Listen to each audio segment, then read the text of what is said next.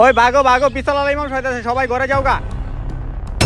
এবারে শুনছস পিস্তল বলা এমন সাহায্য বলে, চল যাই গে আমরা।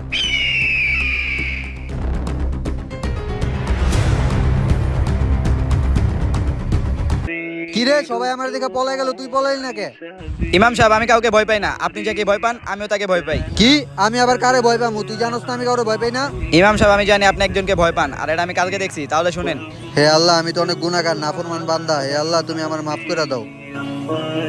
আর ইমাম সাহেব, আপনি যে আল্লাহকে ভয় পান আমিও সেই আল্লাহকে ভয় পাই।